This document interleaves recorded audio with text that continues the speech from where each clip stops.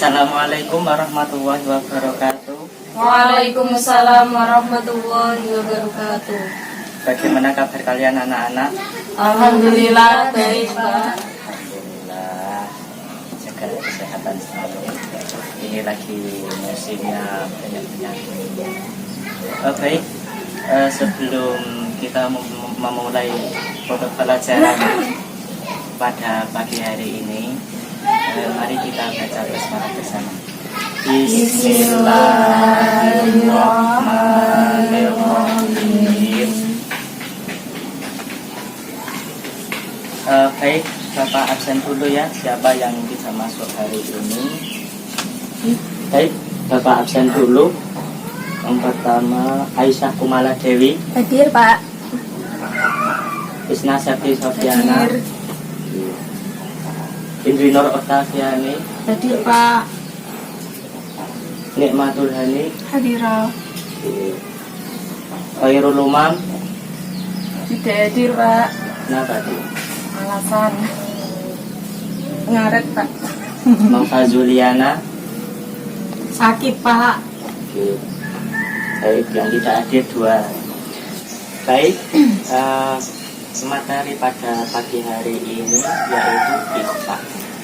Kemarin kalian kan sudah mempelajari tentang ikhfa, kemudian idgham, dan kesempatan pada pagi ini kita mempelajari ikhfa. Ada yang sudah tahu apa itu ikhfa? Saya Pak, Apa? IFA adalah samar. Apanya yang disamarkan? Gitu Pak, samar-samar gitu Pak, bapaknya samar. Oh iya, baik. Jadi ikhfa itu artinya adalah samar. Ikhfa ini menyamarkan suara nun sukun dan tanwin. Pengertiannya, apabila ada nun sukun atau tanwin bertemu dengan huruf hijaiyah berjumlah 15, ini selain dari idhar, terus idgham dan iklab, sisanya dari idhar, idgham dan iklab itu adalah ikhfa. Hurufnya itu terangkum dalam sebuah bait yang berbunyi sibdasana kamjadasah sumkod sama dum toyiban zid fitukom do lima. Coba Pak dituliskan Pak Ya, supaya baik, lebih paham. Ya.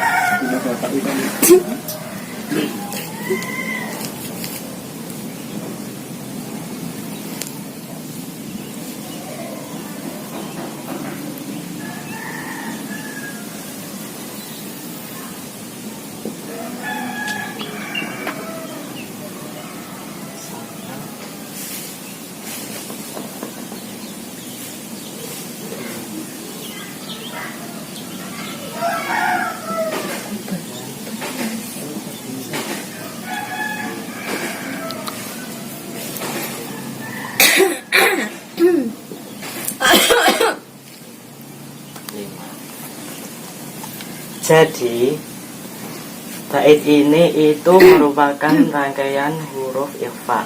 Ini tentunya di awal katanya ya. Misalkan sif ini artinya short, terus da ini artinya da, terus sana ini ta,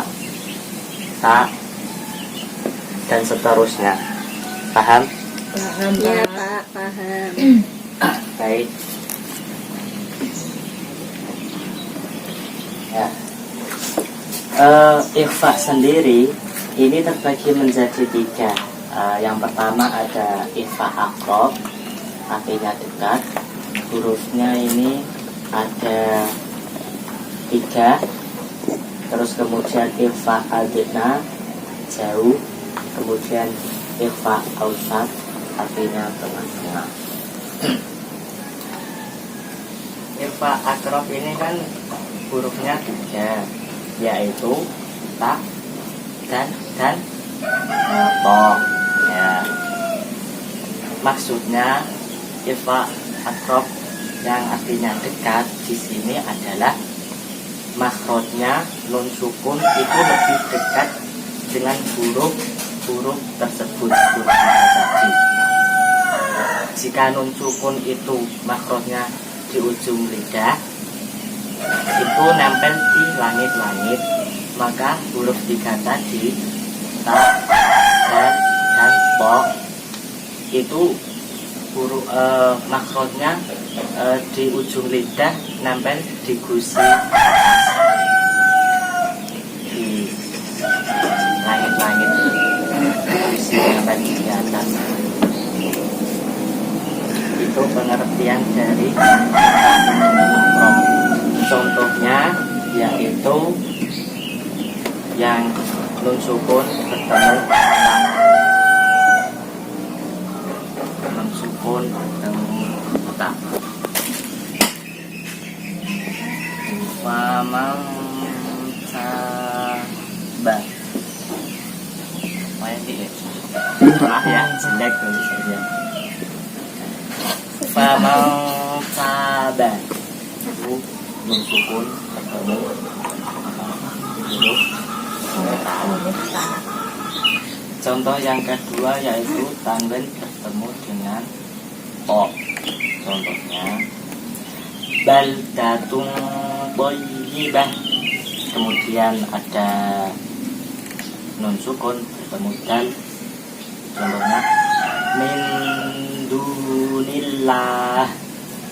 Artinya gini, ketika Anda mengucapkan nun sukun bertemu 3 huruf tadi, ta, dal ataupun po, itu posisi bibirnya ketika berada di antara nun sukun dan salah satu huruf 3 tadi, itu posisi bibir mempersiapkan huruf yang akan dibaca setelahnya. Misalkan nun sukun bertemu dan itu posisi bibirnya ketika mengucapkan nun sukun yang terus bertemu dengan dal, posisinya langsung mempersiapkan. Contoh ya, min dunillah, seperti itu. Yang kedua yaitu irfa adna.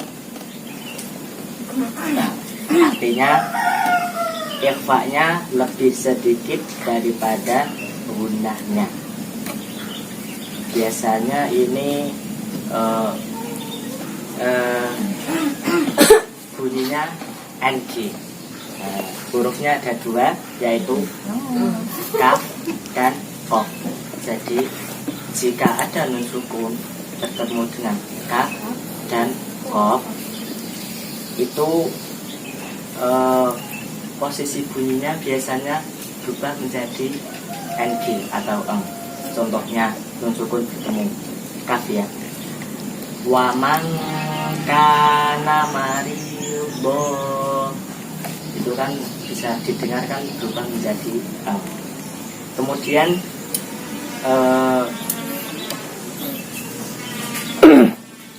Kemudian tanwin bertemu dengan qaf. Contohnya rizqon qalu. Nah, seperti itu. Bunyinya kan terdengar menjadi Yang ketiga yaitu ikhfa ausat. Nah, artinya porsi ikhfa dan gunnahnya seimbang.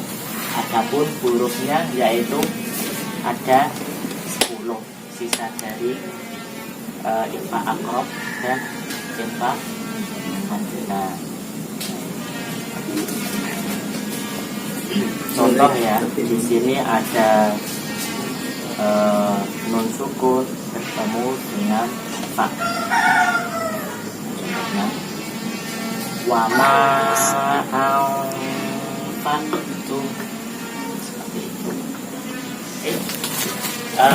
Anak-anak bisa mengikuti Bapak untuk mempraktekkan ikhfa ini.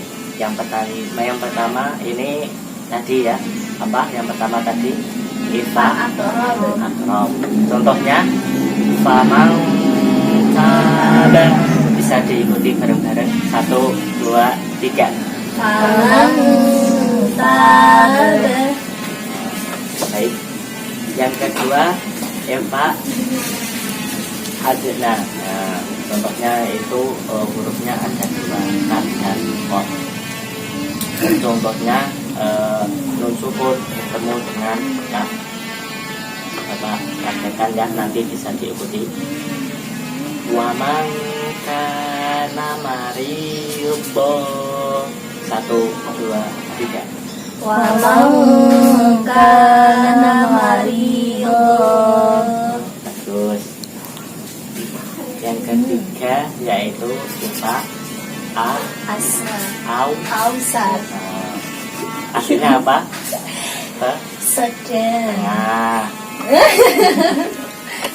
sama ya sama.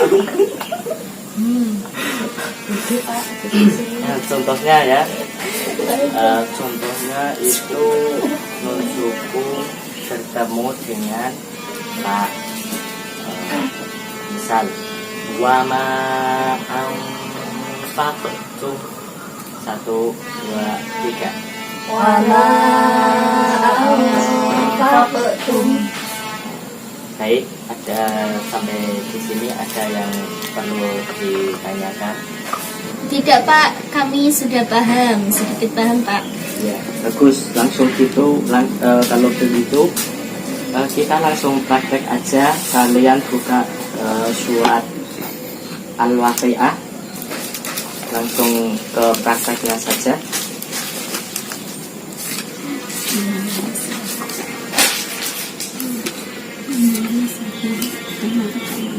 Bagaimana? Sudah dibuka? Sudah Pak. Mari kita baca bersama-sama Quran surat Al-Waqi'ah. Yang serentak ya. Kita mulai dengan bacaan ta'awudz dulu. A'udzu billahi minasy syaithanir rajim. Bismillahirrahmanirrahim. Idza waqa'atil waqi'ah laisa liwaqa'atiha kadhiba khafidatur rafi'ah idza rujjatil ardu rajja wa bussatil jibalu bassa fakanat haba'an munbatha wa kuntum azwajan salasah.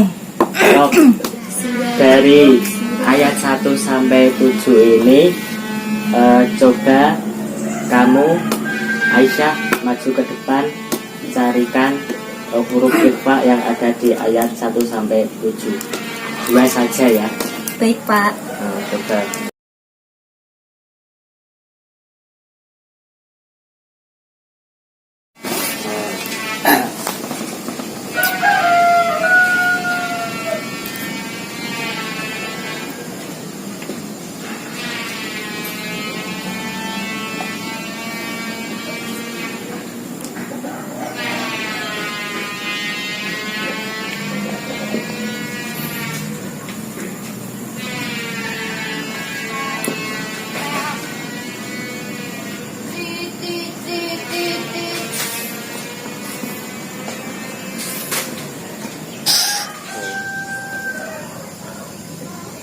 Ya. Ini Pak contohnya. Kuntum azwajan salasah. Yang kuntum itu nun sukun bertemu dengan ta. Yang azwajan salasah tanwin bertemu dengan huruf sa. Kalau tadi kan ikhfa kan ada 3 ya pembagiannya. Kalau kuntum ini kan nun sukun bertemu dengan ta. Nah, ini masuknya ikhfa apa? Ini masuknya ini ikhfa akrob. Karena ini dekat. Iya, bagus. Silakan duduk. Oh iya, terima kasih Pak. Ya. Baik, saya kira pertemuan kali ini sudah cukup ya. Kalian sudah paham. Untuk itu Bapak beri tugas PR. Ini kan ada untuk Bapak kasih PR minggu depan harus dikumpulkan, yaitu tugasnya mencari bacaan Iqra yang ada pada surat Al-Mulk. Nah ini kan nggak boleh sama ya ayatnya, berarti harus bagi. Ayat Al-Mulk itu ada 30, berarti dibagi jumlah teman kalian dalam satu kelas ini dibagi rata, jadi nggak ada yang sama ayatnya. Kalian mencari bacaan Iqra dan dikumpulkan. Untuk pertemuan kali ini saya akhiri, mudah-mudahan ada manfaatnya. Kita akhiri dengan bacaan hamdalah bersama. Alhamdulillahirabbil alamin. Terima kasih atas waktunya. Assalamualaikum warahmatullahi wabarakatuh. Waalaikumsalam warahmatullahi wabarakatuh.